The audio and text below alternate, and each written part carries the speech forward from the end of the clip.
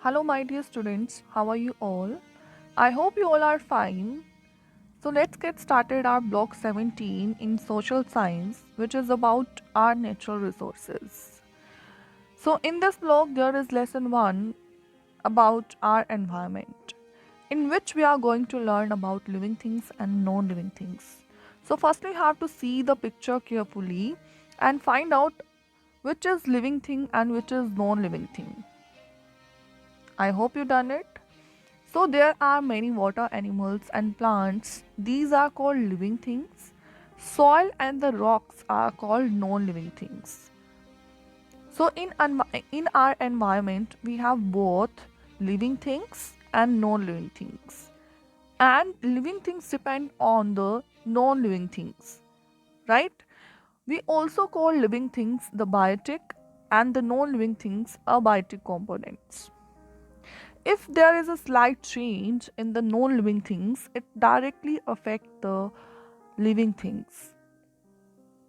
For example, the rise in the global temperature is causing ice in the Arctic region to melt at a faster rate, which is affecting the habitat of the polar bears.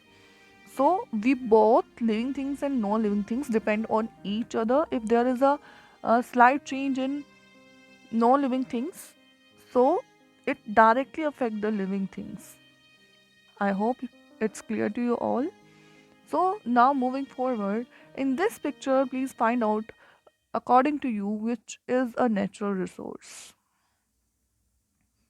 Okay, so there are two natural resources. First one is sunlight and second one is water. So in our lesson 2, we'll learn about three type of natural resources. The first one is solar energy, second one is water, and the third one is wind. So lesson 2 is about renewable resources. We'll learn the uses of renewable resources in this lesson. So what is a resource? A resource is something that is useful to us and satisfy our needs. That is called resource. So, in our environment, we have two types of natural resources. First one is renewable resource, and the second one is non-renewable resource. Renewable resources are already available in the nature and they are available in a large quantity, so we can use them again and again. But non-renewable resources, they are found in limited quantities. We cannot use them again and again, right? So there are few uses of renewable resources. Firstly, the sunlight.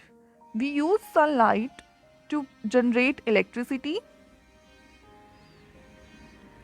Then we also use it to heating and lighting, right? Then second one is wind energy. We use wind turbine to generate electricity.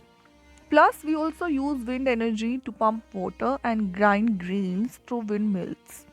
Third one is water energy, which is also a renewable resource. We use it for drinking and other purposes, but we also use it to produce electricity. Now, plants are also renewable resources. They give us so many things, but we use them also as biofuel, which is pollution free, right? So we use more renewable resources because they are beneficial for us, and plus they also don't doesn't create pollution in our environment.